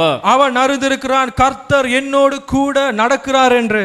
ඔබ මොන වගේ තැනකද ඉන්නේ මේ උදෑසන? இந்த காலை வேளையில் நீங்கள் எந்த இடத்தில் இருக்கிறீர்கள்? ඔබ මොන වගේ අවස්ථාවකද ඉන්නේ? நீங்கள் எந்த மாதிரியான ஒரு சூழ்நிலைக்கு மத்தியில் ඔබට இருக்கிறீர்கள்? ඔබේ ජීවිතය බොල් වගේ හැඟෙනවද? உங்களுடைய வாழ்க்கையில் உங்களுக்கு அந்த பதரை போல் ඔබට தோன்றுகிறதா? ඔබේ ජීවිතය ඵල නොදරන ගහක් වගේ දැනෙනවද? உங்களுடைய வாழ்க்கை உங்களுக்கு தோன்றுகிறதா நான் ஒரு கனி கொடாத மரம் என்று? ඔබට ඔබේ ජීවිතය බඩගාගෙන යන උරගේක් හා සමානව ඔබට දැනෙනවද? நீங்கள் அந்த தவழ்ந்து தவழ்ந்து போகிற அந்த ஒரு கூட்டமாக இருக்கிறீர்களா? මේ තුනටම අපි අකමැති. இந்த மூன்றையும் நாங்கள் வெறுக்கிறோம். அது கூடாத காரியம். නමුත් යොහන් බෞතිස්ත යේසුස් වහන්සේගේ හඬ බවට පත් වුණා. ஆனால் அன்று யோவானோ அந்த தேவனுடைய சத்தமாக மாறினான். ඔහු වනේ මොර ගසන්නෙකුගේ හඬ බවට පත් වෙන්න පටන් ගත්තා. அவன் வனாந்தரத்திலே கேட்கிற அந்த சத்தமிடுகிற அந்த சத்தமாக ඔහු மாறினான். කියන්න ගත්ත දේ තමයි அவன் சொன்ன காரியம்தான், පාසු තැවිලි වෙන්න. நீங்கள் மனம் திரும்புங்கள், හැරෙන්න. நீங்கள் திரும்புங்கள், යේසුස් වහන්සේ දෙස බලන්න. கர்த்தரை நோக்கி பாருங்கள். උන්වහන්සේ ඔබ ආලේප කරන්නට යනවා. அவர் உங்களை அபிஷேகம் பண்ண போகிறார். උන්වහන්සේ මත ජීවත් වෙන්න. நீங்கள் அவருக்குள்ளாக வாழுங்கள். හිතනු ජීවිතයක් තුල ඔබ ගමන් කරන්නට කැමති නම් நீங்கள் கிறிஸ்தவ வாழ்க்கைக்கூடாக நீங்கள் பயணிக்க விரும்பினால், ජීවිතය තුල සාර්ථකත්වය සඵලත්වය ඔබ දකින්න අවශ්‍ය கிறிஸ்தவ නැහැ. வாழ்க்கைக்குள்ளாக நீங்கள் அதிசயங்களை அற்புதங்களை காண පාසු வேண்டுமானால் තැවිලි වෙන්න අවශ්‍යයි. நீங்கள் மனம் திரும்ப வேண்டியது විශ්වාස அவசியமாய் කරන්නට இருக்கிறது. විශ්වාස කරන්නට අවශ්‍යයි. விசுவாசிப்பது அவசியமாய் இருக்கிறது. ஹalleluya. ஹalleluya. හalleluya. ஹalleluya. පාසු තැවිලි වෙන්න අවශ්‍යයි. நீங்கள் மனம் திரும்புவது அவசியமாய் இருக்கிறது. විශ්වාස කරන්නට අවශ්‍යයි. விசுவாசிப்பது அவசியமாய் ඔබේ இருக்கிறது. ජීවිතයේ ඵල දකින්න අවශ්‍ය නම් உங்களுடைய வாழ்க்கையில் நீங்கள் அந்த கனிகளை காண வேண்டும் என்றால் පාසු තැවිලි වෙන්න අවශ්‍යයි. நீங்கள் மனம் திரும்புவது அவசியமாய் විශ්වාස இருக்கிறது. කරන්නට අවශ්‍යයි. விசுவாசிப்பது அவசியமாய் இருக்கிறது. වනේ මොර ගසන්නෙකුගේ හඬ බවට පත් වෙන්න කැමති නම් அந்த வனாந்தரத்தில் கேட்கிற சத்தமாக, அந்த சொல்லுகிற கூப்பிடுகிற சத்தமாக நீங்க மாற விரும்பினால் පාසු තැවිලි වෙන්න අවශ්‍යයි. நீங்கள் மனம் திரும்ப அவசியமாய் இருக்கிறது. විශ්වාස කරන්නට අවශ්‍යයි. விசுவாசிக்க வேண்டியது அவசியமாய் இருக்கிறது. ඒක තමයි ඔහුගේ හඬ බවට පත් වුනේ. இதுதான் அவனுடைய சத்தமாக மாறினது. ඒක තමයි ඔහුගේ පණිවිඩය බවට පත් වෙන්න පටන් அதுதான் ගත්තේ. அவனுடைய செய்தியாக இருந்தது. බෞතිස්මය වතුරෙන් බෞතිස්මය ලැබුවා. அந்த ஜலத்தினால் ஞானஸ்தானம் கொடுத்தார். ඔහු ශුද්ධාත්මෙන් බෞතිස්මය ලැබුවා. அவர் பரிசுத்த ஆவியினால் ஞானஸ்தானம் பெற்றார். ඵල නොදරන අතු அந்த கனி கொடாத மரமோ ගින්නෙන් බෞතිස්ම වෙන්න යනවා. அந்த அக்கினியினால் அது ஞானஸ்தானம் பெற போகிறது. හalleluya. ஹalleluya. පැහැදිලිද මම කියන එක? நான் சொல்கிற தெளிவாக விளங்குகிறதா? වතුරෙන් බෞතිස්ම වෙන්න අවශ්‍යයි. ஜலத்தினால் நீங்கள் ஞானஸ்தானம் பெற வேண்டியது அவசியம். ශුද්ධාත්මෙන් බෞතිස්ම වෙන්න අවශ්‍යයි. நீங்கள் பரிசுத்த ஆவியினால் நீங்கள் ஞானஸ்தானம் பெற வேண்டியது அவசியம். ගින්න நெருப்பு මොකද්ද? උන්වහන්සේ තුල நீங்கள் கர்த்தருக்கூடாக, නොදැවෙන පිරිස நீங்கள் அறிந்து අපිට ජීවිතයක් අවශ්‍යයි. நாங்கள் கர்த்தருக்கூடாக வாழ்கிற அந்த ஒரு வாழ்க்கை அவசியமாக ඒ இருக்கிறது. නිසා තමයි ඔහු කතා කරලා කියන්නේ. அதனால் தான் அவர் சொல்கிறார், කමත හොඳ හැටි උන්වහන්සේ පවිත්‍ර කරන්නට යනවා එක දවසකදී. அவர் இருக்கிற அனைத்தையும் அந்த பரிசுத்த ஆவியினால் ஜலத்தினால் அவர் வந்து சுத்திகரிக்க போகிறார். නැවතත් ගින්න ගැන කතා කරලා කියනවා. மறுபடியும் அவர் அக்னியை குறித்து பேசுகிறார். බොල් அந்த பதரையோ, අපි හැමෝම කියමු බොල් பதரை, බොල් பதரை என்று சொல்லுங்கள். පැත්තකට හැරිලා කියන බොල් உங்கள் அருகில் பார்த்து சொல்லுங்கள் பதரை என்று. ගින්නට දාන්න යනවා. அதை அவர் நெருப்பில் போட போகிறார். ගින්නට දාන්න යනවා. அதை அவர் நெருப்பில் போட ගින්නට போகிறார். දාන්න යනවා. அதை அவர் நெருப்பில் போட ඒ போகிறார். නිසා මේ උදෑසන අපිට වචනෙන් කතා කරන හඬ තමයි இந்த வார்த்தையினால் நமக்கு கேட்கிற அந்த சத்தம் என்னவென்றால், පොරව දැනටම ගස මුල තබා තිබේ. கோடாரியானது மரத்தின் வேர் அருகே வைக்கப்பட்டிருக்கிறது. අපි කවුරුත් කැමති නැහැ ඵල නොදරන අත්තක් බවට පත් වෙන්න. நாம் யாரும் விருப்பமில்லை கனி கொடாத அந்த மரமாக மாறுவதற்கு. ගහ හැදිලා மரம் நன்றாக வளர்ந்திருக்கிறது, හැබැයි ඵල දරන අත්තක් ஆனால் கனிகளோ இல்லை. ඵල දරන ගහක් නෙමෙයි. அது கனி கொடுக்கிற மரமாக இல்லை. යේසුස් වහන්සේව පිළි අරගෙන நீங்கள் கர்த்தரை நன்றாக அறிந்து தெரிந்திருந்து, අවුරුදු 10ක් 15ක් පල්ලේ එනවා. நீங்கள் ஒரு 10-15 வருடங்கள் நீங்கள் ஆலயத்திற்கு வருகிறீர்கள், හැබැයි ඵල දරන අත්තක් නෙමෙයි. ஆனால் நீங்கள் கனி கொடுக்கிற ஒரு மரமாக அல்ல. තේරෙනවද මම කියන එක? நான் சொல்கிறது விளங்குகிறதா? යේසුස් වහන්සේව දන්නවා. நீங்கள் தேவனை நன்றாய் அறிந்திருக்கிறீர்கள், හැබැයි ඵල දරන අත්තක් නෙමෙයි. ஆனால் நீங்கள் அந்த கனி கொடுக்கிற மரம் அல்ல. මේක යොහන් බෞතිස්ත ඔවුන්ට දුන්නා වූ අනුතුරු ඇඟවීමක්. இது யோவான் ஸ்நானகர் அவர்களுக்கு கொடுத்த ஒரு அபாய செய்தி. යොහන් බෞතිස්ත කියනවා උඩගු වෙන්න එපා. அவர் சொல்கிறார், நீங்க உங்களை குறித்து மேன்மை பாராட்டிக் கொள்ள வேண்டாம், ඔළුව ලොකු කරගන්න එපා. நீங்கள் உங்களுடைய தலையை பெரிதாக்கி கொள்ள வேண்டாம், හිතන්න එපා අපි තමයි වැඩකාරයෝ කියලා. நீங்கள் நினைக்க வேண்டாம் நான் தான் இங்கே பெரியவன், என்னால தான் எல்லாம் முடியும் என்று. හිතන්න එපා අපි පල්ලි යනවා කියලා. நீங்கள் நினைக்க வேண்டாம் நான் ஆலயத்துக்கு போறேன் அப்படி நினைக்க வேண்டாம். ඒක නෙමෙයි වැදගත් වෙන්න යන්නේ. அதல்ல முக்கியம். ශුද්ධාත්මයන් වහන්සේ සමග ගමන් කරන්නට අවශ්‍යයි. பரிசுத்த ஆவியினால் நீங்கள் நடக்கிற Hallelujah. அந்த பாதை தான் முக்கியம். ඔබට පුළුවන්ද உங்களுக்கு முடியுமா ඒ මොරගසන්නගේ හඬ බවට පත් වෙන්න? அந்த கூப்பிடுகிற சத்தமாய் உங்களால் மாற முடியுமா? ඔබට පුළුවන්ද உங்களால் முடியுமா ඒ මොරගසන්නගේ හඬ බවට පත් அந்த වෙන්න? கத்துகிற அந்த சத்தமாய் மாறுவதற்கு? ඔබට හැකියාව තිබෙනවද මේ උදෑසන කියන්ට? இந்த காலவேளை உங்களால் சொல்ல முடியுமா? ස්වාමිනී මම ලෑස්ති ඒ මොරගසන්නගේ හඬ වෙන්න. தேவனே நான் அந்த வனாந்தரத்தில் கூப்பிடுகிற சத்தமாய் மாறுவதற்கு நான் ஆயத்தமாய் இருக்கிறேன் என்று. ඔබට පුළුවන් ද ඒ ගමට ගිහිල්ලා මොර ගසන්නගේ හඬ බවට පත් වෙන්න? உங்களுக்கு முடியுமா உங்களுடைய ஊருக்கு சென்று நீங்கள் அந்த வனாந்தரத்திலே கூப்பிடுகிற அந்த சத்தமாய் மாறுவதற்கு? ඔබට පුළුවන් ද ඒ නගරයට ගිහිල්ලා වනේ මොර ගසන්නගේ හඬ බවට පත් වෙන්න? உங்களுக்கு முடியுமா நீங்க இருக்கிற அந்த ஊர்களில் நகரங்களில் சென்று அந்த வனாந்தரத்திலே கூப்பிடுகிற அந்த சத்தமாய் மாறுவதற்கு? මම අහන්නේ ඔබ ගැන. நான் கேட்கிறேன் உங்களை குறித்து. මම දකුණු පැත්තේ ඉන්න කෙනා ගැන වම් පැත්තේ කෙනා ගැන නෙමෙයි අහන්නේ. நான் வலது பக்கமோ இடது பக்கமோ இருக்கிற உங்கள் நபர்களை குறித்து அல்ல நான் கேட்கிறேன். ඔබ ජොනතන් එනවා බලාගෙන හිටියොත් කවදාවත් ඔබට මොර ගසන්නගේ හඬ වෙන්න බෑ. நான் உங்களிடத்தில் வருகிறதற்காக நீங்கள் காத்திருந்தால் நீங்கள் அந்த வனாந்தரத்திலே கூப்பிடுகிற சத்தமாய் மாற மாட்டீர்கள். හොඳරන්න මම කියන එක. நான் சொல்கிறதை நன்றாய் கேளுங்கள். ඔබ ජොනතන් එනකම් බලාගෙන හිටියොත් කවදාවත් ඔබට ඒක කරන්න පුළුවන් කමක් நான் නැහැ. வரும் வரையில் நீங்கள் காத்திருந்தால் உங்களால் ஒரு நாளும் அதை செய்ய முடியாது. ඒක බ්‍රදර් ඇන්ටන් එනකම් බලන් හිටියොත් ඔබට කවදාවත් ඒක කරන්න சகோதரன் බෑ. ஆண்டன் வரும் வரையில் நீங்கள் காத்திருந்தால் உங்களால் அந்த சத்தமாக மாற முடியாது. හරිද? තේරෙනවද මම කියන එක? நான் சொல்கிறது விளங்குகிறதா? ඔබටයි ඒ වගකීම තිබෙන්නේ. அந்த பொறுப்பு உங்களுக்கு தான் இருக்கிறது. ඕ කවුරුත් එන්නේ නැහනේ. யாரும் என்ன பார்க்க வர மாட்டேங்கிறாங்க. උදව් කරන්නේ නැහැ. யாரும் எனக்கு உதவி செய்ய மாட்டேங்கிறார்கள். අරගොල්ලෝ එන්නේ නැහනේ අපිට උදව් කරන්න. யாரும் எனக்கு உதவி செய்ய வர மாட்டேங்கிறார்கள். සබත් පාසලේ ළමයි එන්නේ නැහනේ අපිට උදව් ஐயோ කරන්න. எங்களுக்கு இந்த ஆலயத்தில் இருக்கிற அந்த சிறு பிள்ளைகள் யாரும் வர மாட்டேங்கிறார்கள். තරුණයෝ එන්නේ නැහනේ උදව් කරන්න. வாலிபர்கள் வர மாட்டேங்கிறார்கள் எங்களை காண்பதற்கு. අරයා එන්නේ නැහනේ. அவர் வர மாட்டேங்கிறாரு. අර සිස්ටර් එන්නේ නැහනේ. அந்த சிஸ்டர் வர මේ மாட்டேங்கிறாங்க. බ්‍රදර් එන්නේ නැහනේ. இந்த பிரதர் வர மாட்டேங்கிறாரு. එයා මෙයා නෙමෙයි. அவர் இவர் அல்ல. තනියෙන් මොර ගසන්න පටන් ගත්තේ. தனியாக நீங்கள் சத்தம் போடுங்க. කවුද මොර ගසන්න පටන් ගත්තේ? யார் தனியாக சத்தம் போட்டது? යොහාන් බෞතිස්ත මොර ගසන්නගේ හඬ බවට පත් වුණා. யோவான் ஸ்நானகர் அந்த வனாந்தரத்திலே கூப்பிடுகிற சத்தமாய் மாறினார். යොහාන් බෞතිස්ත ඊමේල් දාලා කිව්වේ නෑ එන්නේ කෙනෙක් මට උදව් කරන්න කියලා. அவர் இமெயில் போட்டு சொல்லவில்லை எனக்கு உதவி செய்யறதுக்கு யாராவது ஒருத்தர் வாங்கலே என்று. එයා කතා කරලා කිව්වේ නෑ එන්න මට උදව් කරන්න කියලා. அவர் சொல்லவில்லை யாரையாவது கோல்ல கூப்பிட்டு எனக்கு வாங்க உதவி செய்யறதுக்கு சொல்லல. යොහාන් බෞතිස්ත කළේ. அவர் எப்படி அவர் ஞானஸ்தானம் கொடுத்தார். ඔව් වනේ ඉඳලා அவர் வனாந்தரத்தில் இருந்து අමුතු කෑම කාලා அவர் வித்தியாசமான அந்த சாப்பாடுகளை உண்டு අමුතු තැන්වල ඉඳලා அவர் வித்தியாசமான அந்த இடங்களில் பயணித்து මොර ගසන්නගේ හඬ බවට පත් වුණා. அந்த வனாந்தரத்தில் கூப்பிடுகிற சத்தமாக அவர் மாறினார். මොර ගසන්නගේ හඬ බවට පත් වුණා. அந்த வனாந்தரத்தில் கூப்பிடுகிற சத்தமாக அவர் மாறினார். ඔබ කැමති නම් நீங்கள் விருப்பம் என்றால் අනිත් එක්කෙනා එනකම් බලන් ඉන්න බෑ. நீங்கள் இன்னொருவர் வரும் வரை உங்களால் காத்திருக்க முடியாது. අපිට වෙලාව නැහැ. அதற்காக நேரம் கிடையாது. ජොනතන් එනකම් බලන් ඉන්න එපා. நான் வரும் வரையில் நீங்கள் காத்திருக்க வேண்டாம். මේ සිස්ටර් නිරෝ එනකම් බලන් ඉන්න එපා. சிஸ்டர் நீரோ வரும் வரையில் நீங்கள் காத்திருக்க வேண்டாம். සිස්ටර් ශාමලා එනකම් බලන් ඉන්න එපා. சிஸ்டர் ஷாமலா வரும் வரையில் நீங்கள் காத்திருக்க வேண்டாம். සිස්ටර් යෝගා එනකම් බලන් ඉන්න එපා. சிஸ்டர் யோகா வரும் வரையில் நீங்கள் காத்திருக்க வேண்டாம். අර පාස්ටර් මේ පාස්ටර් එනකම් බලන් ඉන්න නෙමෙයි. அந்த போதகர் இந்த போதகர் வரும் வரையில் காத்திருக்க வேண்டாம். අපිට වගකීමක් තියෙනවා. நமக்கு ஒரு பொறுப்பு இருக்கிறது. අපිට දෙවියන් වහන්සේ කාර්යයක් දීලා තියෙනවා. நமக்கு ஒரு காலத்தை கர்த்தர் நியமித்து இருக்கிறார். මොකක්ද ඒක? எந்த அந்த காலம்? වනේ මොර ගසන්නගේ හඬ බවට පත් වෙනවා. வனாந்தரத்தில் கூப்பிடுகிற அந்த Hallelujah. சத்தமாய் மாற வேண்டும். ආමෙන්.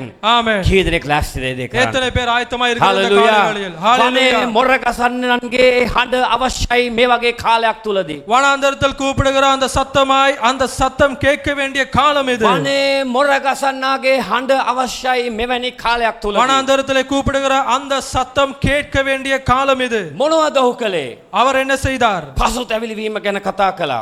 அவர் மனம் திரும்புதலை குறித்து போதித்தார். හැරීම ගැන කතා කළා. அவர் மனம் திரும்புதலை குறித்து பேசினார். යේසුස් වහන්සේ ගැන කතා කළා. அவர் கர்த்தரை குறித்து பேசினார். සෙනග පසුතැවිලි වෙන්න ගත්තා. ஜனங்கள் மனம் திரும்ப සෙනග ஆரம்பித்தார்கள். බෞතිස්ම වෙන්න පටන් ගත්තා. ஜனங்கள் அன்று ஞானஸ்தானம் பெற்றார்கள். යේසුස් වහන්සේගේ මාර්ගය පිළියෙල කරන්න පටන් ගත්තා. කවුද? යොහාන් බෞතිස්ත. இயேசுவானவர் வருகிற அந்த வழியை அவர் ஆயத்தம் பண்ணிறவராய் இருந்தார். ඔබත් මමත් අද දෙවැනි පැමිණීම සඳහා මාර්ගය පිළියෙල කරන්නන් බවට පත්වෙන්න අවශ්‍යයි. நீங்களும் நானும் Hallelujah. இரண்டாம் வருகைக்காக Hallelujah. அந்த பாதையை செவ்வாய்ப்படுத்துகிற ஆயத்தப்படுத்துகிற ஜனமாக மாற வேண்டியது அவசியமாய் இருக்கிறது. එදා යොහාන් බෞතිස්ත அன்று யோவான் ඒ ஞானஸ்நானகர் පළමු පැමිණීම සඳහා මාර්ගය සකස් කරනු ලැබුවා. அந்த முதலாம் வருகைக்காக அவர் பாதை ஆயத்தப்படுத்தினார். අද ඔබට වගකීමක් තිබෙනවා. இன்று உங்களுக்கு ஒரு பொறுப்பு இருக்கிறது. අපට වගකීමක් තිබෙනවා. நமக்கு ஒரு பொறுப்பு இருக்கிறது. සභාවට වගකීමක් තිබෙනවා. சபைக்கு ஒரு பொறுப்பு இருக்கிறது. ඒ යේසුස් වහන්සේගේ දෙවෙනි පැමිණීම වෙනුවෙන්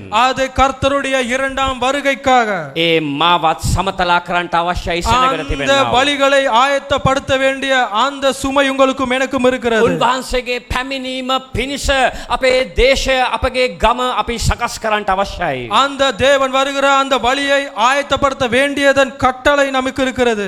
හලෙලුයා. ஹalleluya. පළදරන ගස ඒ වැඩය කරන්නව ගසක්. கனி கொடுக்கிற மரமோ அதை செய்கிற மரமாய் இருக்கிறது. බොල් වෙන්න එපා.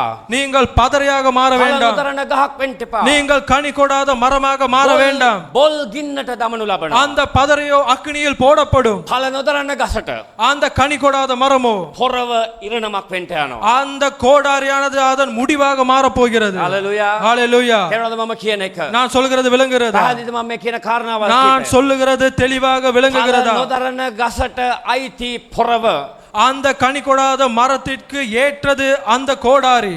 බොල් වලට අයිති பதரைக்கு சொந்தமானதோ ගින්න. அந்த அக்கினி.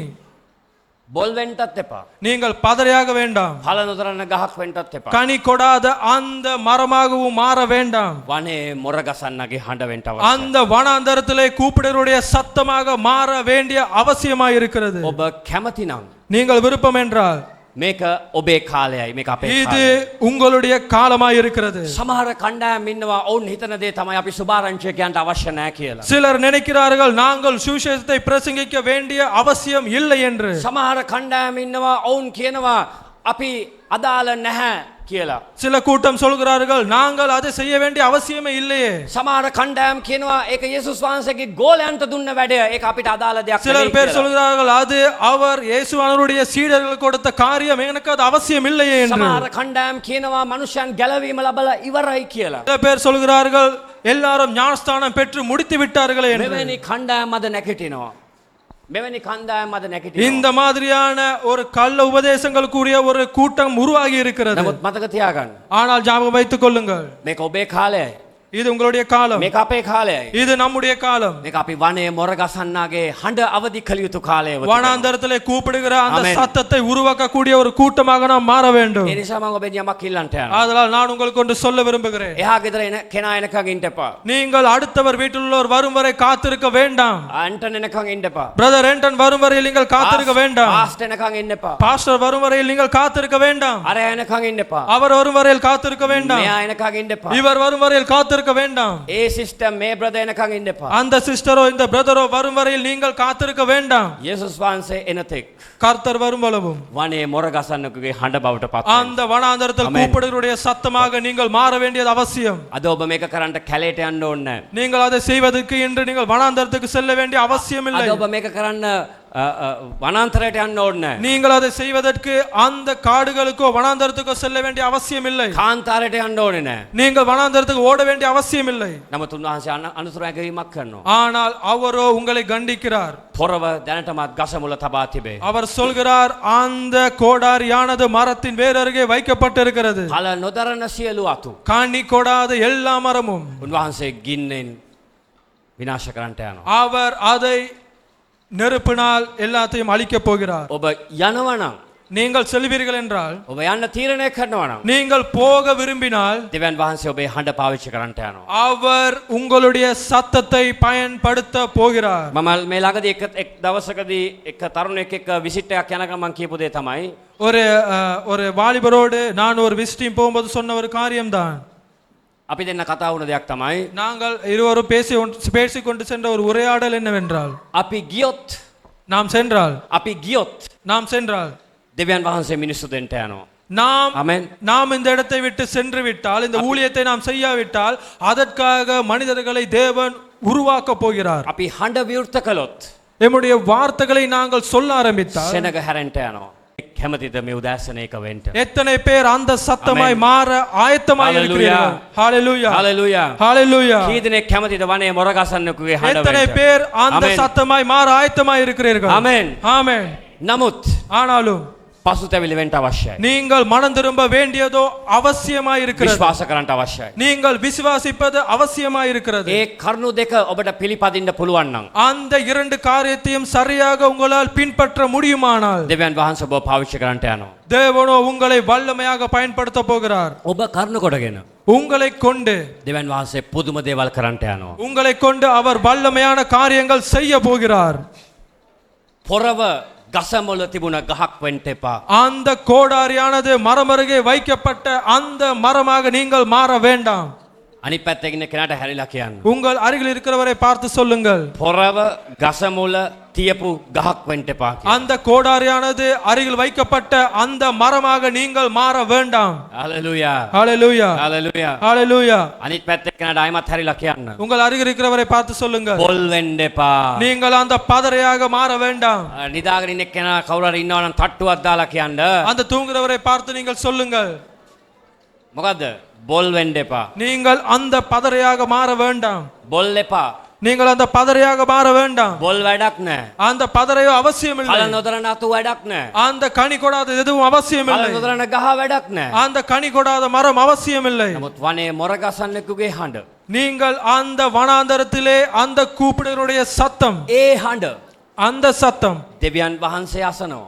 அந்த சத்தத்தை கர்த்தர் දෙවියන් கேட்கிறார். වහන්සේ බලාගෙන ඉන්නවා. அவர் பார்த்து கொண்டிருக்கிறார். දෙවියන් වහන්සේ ගණන් දෙන්න යනවා. அவர் அதற்கு கணக்கு ஒப்புவிக்கிறவராய் ඒ இருக்கிறார். මොරගසන්නාගේ හඬට அந்த கூப்பிடுகிற சத்தத்திற்கு දෙවියන් වහන්සේ විපාක දෙන්න යනවා. அதற்கு தேவனானவர் அதற்கான பதிலை அந்த காரியங்களை செய்ய போகிறார். බයිබලේ කියනවා வேதம் சொல்கிறது, මට සේවය කරන්නාට எனக்கு ஊழியம் செய்கிறவனுக்கோ මම ගෞරව කරනවා. நான் கௌரவிக்க போகிறேன் அவனை. මාව නීච කොට සලකන්නාට என்னை கண்டுகொள்ளாதவனை මම නීච කොට සලකන්නා. நானும் அவனை ஒருபோதும் கண்டுகொள்ள போவதில்லை. වනේ මොරගසන්නගේ හඬ බවට පත් වෙන්න. அந்த வனாந்தரத்திலே கூப்பிடுகிறவருடைய சத்தமாக நீங்கள் மாற வேண்டியது அவசியம். මගේ හඬ ඇහෙන මානේ ඔබ කවුරු හිටියත් என்னுடைய சத்தம் கேட்கிற அந்த எந்த தூரத்தில் நீங்கள் இருந்தாலும் වනේ මොරගසන්නගේ හඬ බවට පත් அந்த வனாந்தரத்திலே கூப்பிடுகிறவருடைய சத்தமாக நீங்கள் மாறுவீர்கள் என்று சொல்கிறார். ආමෙන් කියමුද අපි හැම කෙනෙක්ම. நாம் அனைவரும் ஆமென் என்று சொல்வோமா? ආමෙන්. ஆமென். නැගිටිමුද අපි හැම කෙනෙක්ම. நாம் அனைவரும் எழுந்திருப்போம். වනේ මොරගසන්නගේ හඬයි අද අවශ්‍ය අපිට. இன்று அந்த வனாந்தரத்திலே கூப்பிடுவருடைய சத்தம் தான் அவசியம். ඉස්සල්ලාම එකක් කරන්නට යනවා. நாம் ஒன்று செய்ய போகிறோம். අපි හැරෙන්න අවශ්‍යයි. நாம் மனம் திரும்ப போகிறோம். ඔව් කතා කරලා කියනවා. அவர் சொல்லுகிறார், පසුතැවිලි වෙන්න. மனம் திரும்புங்கள், පසුතැවිලි වෙන්න. மனம் திரும்புங்கள். උන්වහන්සේ පැමිණෙන්න යනවා. தேவனோ வரப்போகிறார். පසුතැවිලි වෙන්න. நீங்கள் மனம் திரும்புங்கள். උන්වහන්සේ පැමිණෙන්න යනවා. கர்த்தரோ வரப்போகிறார். හැරෙන්න. நீங்கள் மனம் திரும்புங்கள். පසුබට වුණ අයට මම කියනවා. நீங்கள் பின்னோக்கி போனவர்கள், பின்வாங்கி போனவர்களுக்காக நான் சொல்கிறேன். පසුබට වුණ අයට කියනවා. பின்வாங்கி போனவர்களுக்காக நான் சொல்கிறேன். හැරෙන්න. மனம் திரும்புங்கள். පසුබට වුණ අය பின்னோக்கி பின்னாங்கி போனவர்கள் නැවත හැරෙන්න. மறுபடியும் திரும்பி வாருங்கள். අධෛර්යමත් වුණ අය நீங்கள் அதேரியப்பட்டவர்களோ නැවත හැරෙන්න. நீங்கள் மறுபடியும் திரும்பி வாருங்கள். ඔබ සමහර දේවල් දිහා බලලා අධෛර්යයටපත් වුණා නම් நீங்கள் சில காரியத்தை பார்த்து கண்டு நீங்கள் அதேரியப்பட்டீர்களானால் හැරෙන්න. திரும்புங்கள். හැරෙන්න. மனம் திரும்புங்கள். අපි හැමෝම කියමු හැරෙන්න. நீங்கள் அனைவரும் சொல்லுங்கள், மனம் திரும்புங்கள். Hallelujah. ஹalleluya. අයිමත් හැරෙන්නේ කොහෙටද? மறுபடியும் நாம் எந்த பக்கம் திரும்ப வேண்டியது அவசியம்? යේසුස් වහන්සේ දෙසට. தேவனை நோக்கி. අපි හැමෝම කියමු යේසුස් වහන්සේ දෙසට හැරෙන්න. இயேசுவை நோக்கி. යේසුස් වහන්සේ දෙසට හැරෙන්න. இயேசுவை நோக்கி திரும்புங்கள். උන්වහන්සේට කියන්න අවශ්‍යයි. தேவனுக்கு சொல்ல வேண்டியது அவசியம். ස්වාමිනී මම නැවතත් පසුපස බලලා පසුපසට හැරෙන්න නෑ. தேவனே, நான் மறுபடியும் பின்னோக்கி பார்த்து என் வாழ்க்கையில் பின்னோக்கி நான் செல்ல மாட்டேன். මම අයිමත් පිටිපස්ස බලන්නේ නෑ. நான் மறுபடியும் பின்னோக்கி பார்க்க மாட்டேன். මම ඉස්සරහ බලාගෙන என் பார்வை நேரானதாக முன்னோக்கியே எப்போதும் මම இருக்கும். දිනුම් පළ කරා මම දුවන්ට යනවා. நான் நீங்கள் வைத்த அந்த இலக்குக்காக ஓட போகிறேன். Hallelujah. ஹalleluya.